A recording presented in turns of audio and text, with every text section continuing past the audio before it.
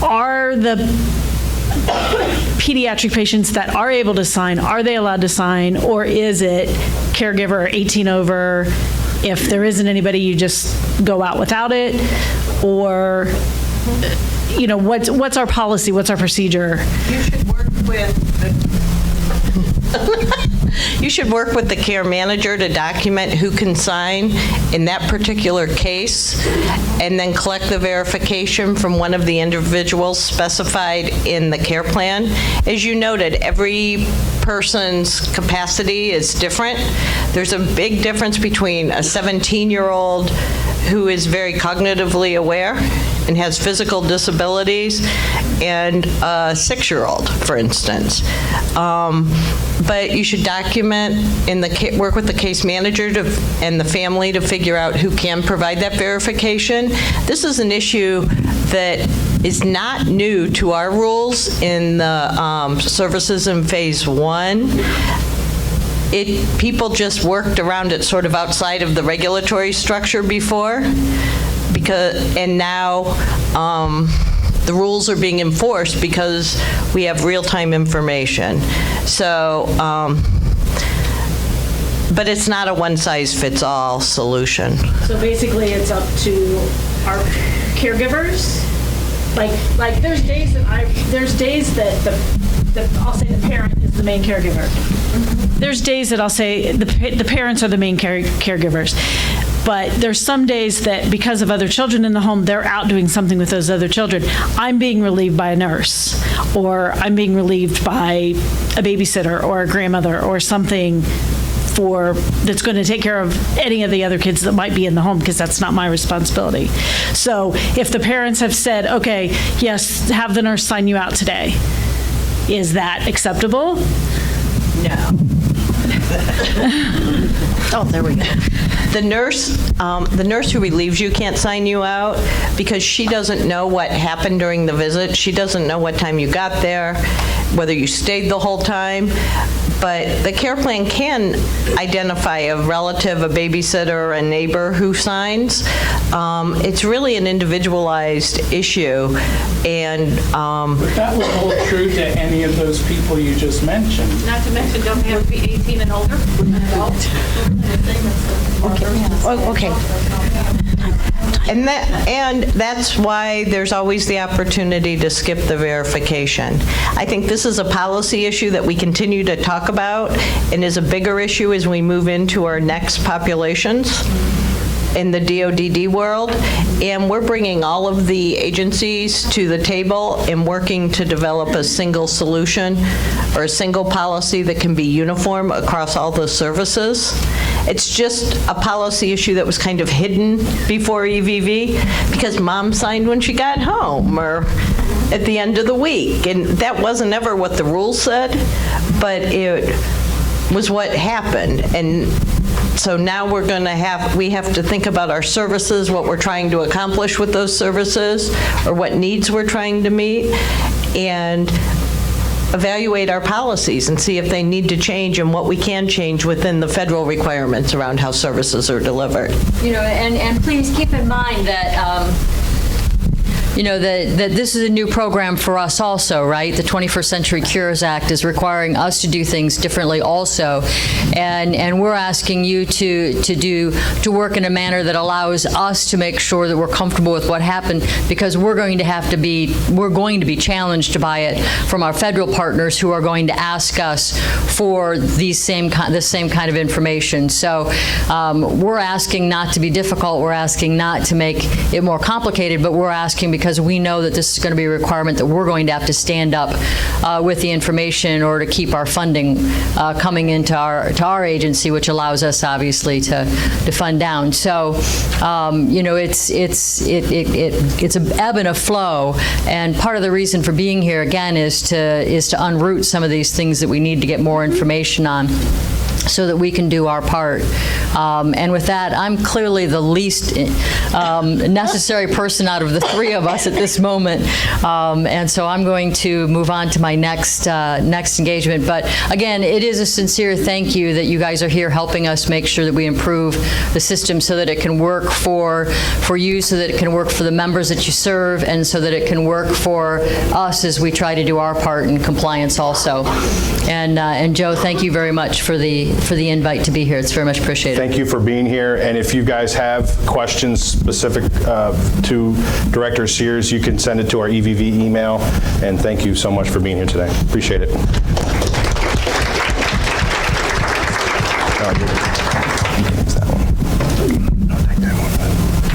Okay, what we're going to do, is, if I'm reading, as Director Sears said, if I'm reading the room correctly, you guys want to dive into some of this technical stuff, so we'll move forward. Jim, if you wanted to queue up the presentation we had put together. No, you're going to hang on to that. Right, take that. This is the running mic. Take it with you. No.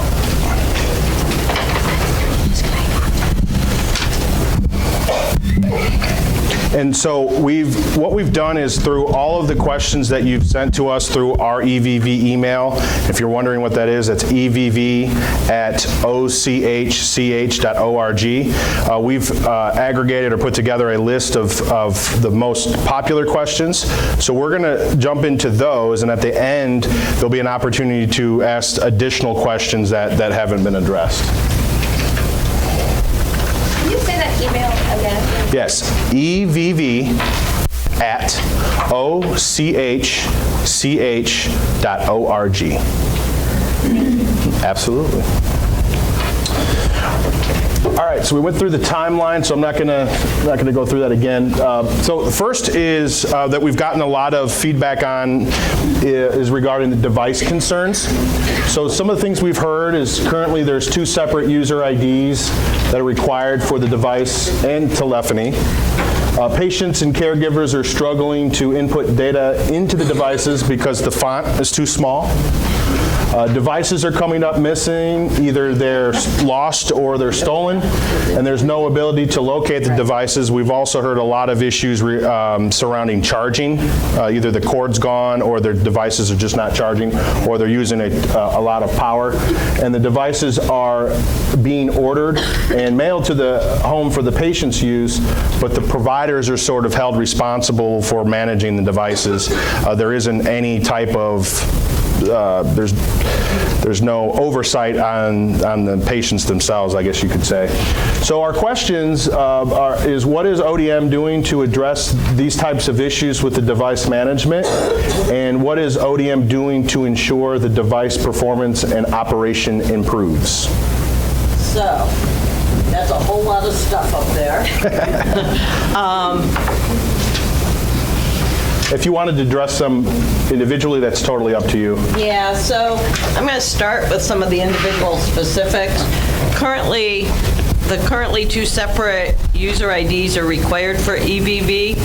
Could they use that Santrax user ID on the device, so they're using the same one for telephony and mobile verification? Fortunately, and I actually took this question when I got it from Joe and went directly to SanData, and they don't have that functionality at this time. I think they did think it was an interesting idea,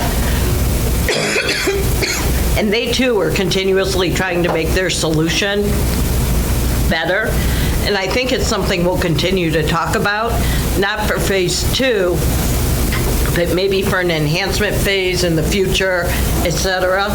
So it's a great idea.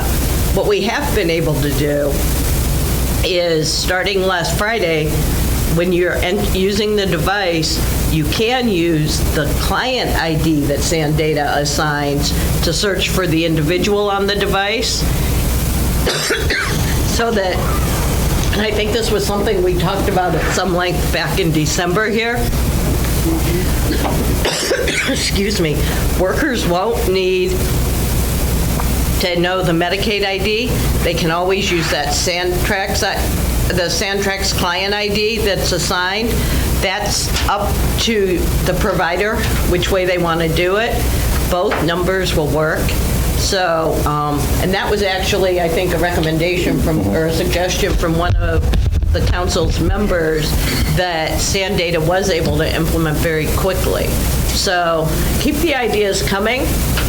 Sometimes it takes us a while to be able to implement them, but it all helps. And so that was, so that's unfortunately, though, just not available. Julian, if I could add to that, if you were here at the last EVV Summit, there was a request to take a look at the use of the Medicaid ID, and we've been working with a HIPAA attorney from Bricker and Eckler to kind of clarify that. We are almost finished with that work, and we're going to be sending that to all of our members to give guidance on how to deal with it. The long and short, I'm not an attorney, so I barely understood it, but the long and the short is as the agency of authority for Medicaid in the state of Ohio, the Department of Medicaid has the ability to request the use of any PHI it wants to, including the Medicaid ID. However, we also have determined that because of many of our members are not currently using the Medicaid ID, that if that's not addressed in your HIPAA policy, that perhaps you are at an additional risk than you were previous to EVV. So what our guidance is going to explain that in more detail. It's also going to tell you how to address that. It's actually a pretty simple fix.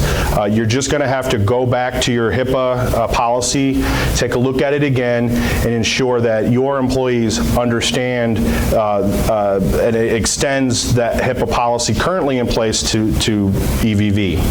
One last thing I'll mention is that you're still required to report to the federal government any type of breach.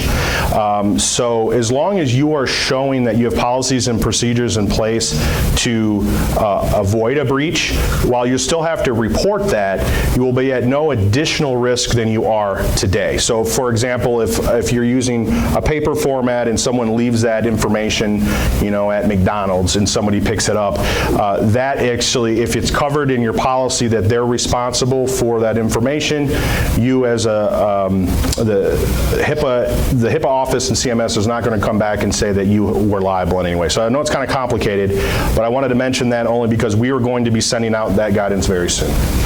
I'll turn it back over. Sure. And I too would like to change the font size on the device, but part of the impact of locking it down so you can't do anything on the device is that you lose the ability to adjust the font size. And so that's another one that's on our wish list. Won't happen for phase 2, but we certainly recognize the need. A lost or stolen device, you should notify SanData using the provider hotline if a device is lost or stolen.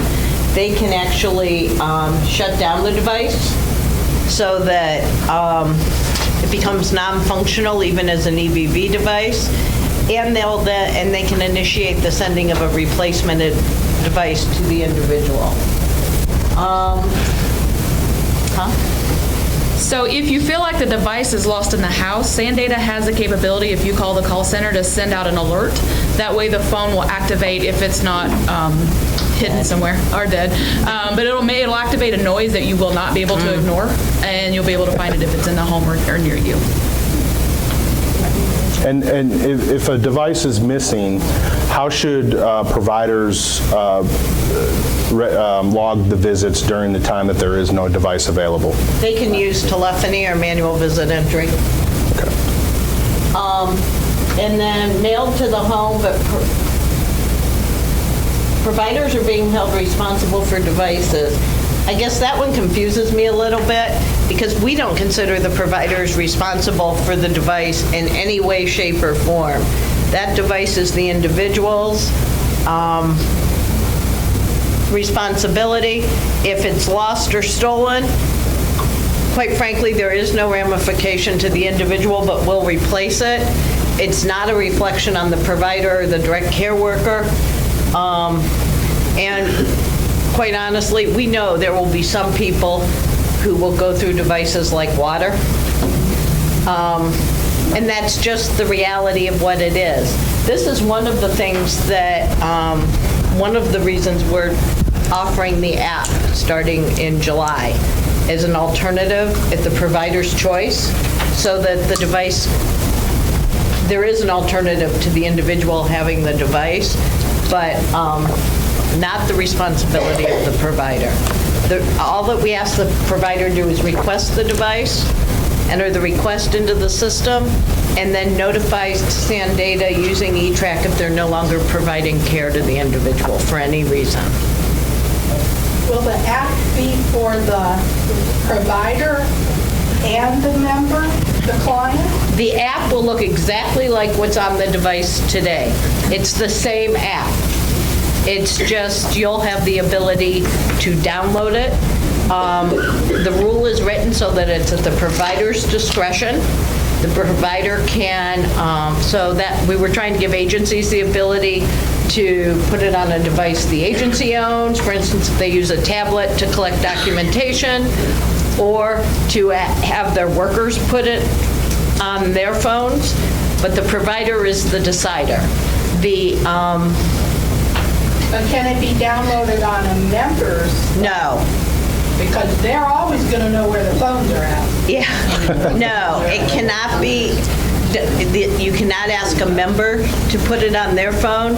You can't use their internet, you can't charge them. It has to be done at no cost to the individual or to the state. Okay, so It will. hold on. We don't know about that. Yeah, we know it's an iPhone and an Android device, but we haven't been asked about the iPad. We can take that back to SanData. I suspect if it works on an iPhone. Yeah, if it's an iOS system, it should work, but Right, just want to make sure. we'll get clarification on that. Yeah, but we'll verify. I got to remind everybody that we are recording this, so please raise your hand and we'll come to you with the microphone so we can make sure we can capture it. So I have a question. Yes, Mr. Valley? Okay. With respect to the responsibility for the devices, I have two situations where we are being held responsible for the devices. So we have patients who are actually being told to bring the device to us. We have situations where we have patients that are being told to bring the device to us, for us to be responsible for mailing it back. And we also have situations where devices are being sent to patients' homes, and we're being told that we have to pick them up and mail them. So Who is telling you? Or telling the patient that? it would be whatever the call center is that they're calling.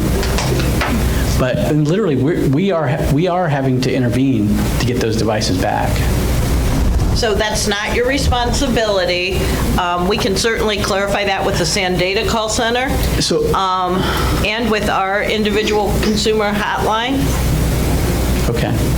And do we have devices sitting around? Yeah, we have quite a few devices at our agency that patients have brought to our office or they've sent back with the nurse, and we've had patients call us.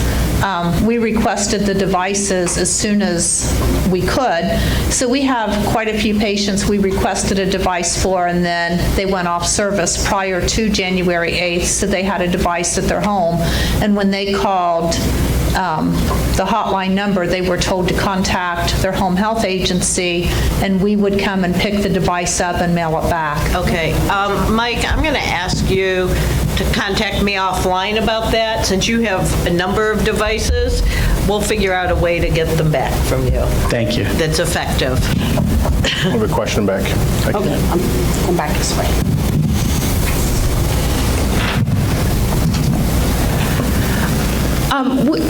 Sorry.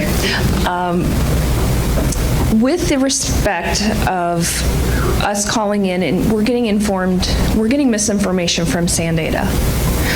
A good example of that is we were told, to get the example device for our agency, go through the training in our office, and they would be all set to go. I have done double training on almost all of my people because we did it initially, They get out in the field and they cannot seem to get the device to work. They get locked out. They have to reset their password and their 3 questions. When I called into Sandata, because I'm out in the field trying to help get these people moving, they're telling me that each individual device has to have the passwords. If you reset the password, you have to reset the 3 questions. So if you're seeing 8 patients a day and for some reason you get locked out of 8 devices, you have to reset your secret questions on each of those devices.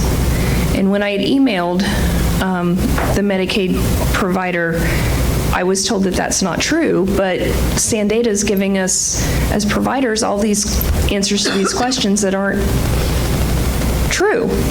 And that's just one example of it. So if you believe Sandata gave you an answer that's inaccurate, the best thing to do is always get a ticket number from Sandata when you call the help desk, and then email the circumstances to the EVV mailbox, and send us the ticket number and what they misstated. And we can actually listen to a recording of those phone calls, and that helps us do 2 things. One, we identify problems, because if you don't tell us, nobody tells us things aren't quite right. And it allows us to provide additional clarification to the call center staff, so they stop providing that particular incorrect information. So, but without the ticket number, we can't follow up with Sandata because we can't find the call. But we want to know if they tell you wrong things. I just have a question. I'll talk softly. On the app, it sounds like that's going to solve a lot of the Sandata phone issue. Is there a fee that will be associated with the agencies using that app? The app will be provided at no charge. Providers will have the choice of the device, the app, or the alternate data collection system for agency providers. So we're really just trying to add an additional option. The app certainly is something we've had people ask for, probably since we started training or before. It is something that we think might help with the concerns about the camera and the microphone on the device. And we think, and we understand, it might just be more functional and easier from the provider perspective. Because it's the same app Sandata has built for the device, they aren't charging us anything to make it available. So, and that's why we can do it in July instead of waiting till November.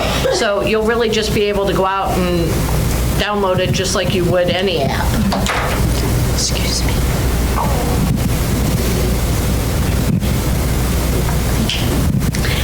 I have 2 questions. The first question is, can the parent call the hotline, the EVV hotline, and request the device to get returned back to them? And the reason why I ask is because last week I received an email from ECHCH asking me to confirm that I had requested or that a request was received to get a device to be sent back. I went on ahead and cancel or ignore that because we didn't request that. I think the parent went on ahead and did that on her own. So is the parent authorized, or do they have the ability to call and request for their device to get turned back in? The request should come from a provider.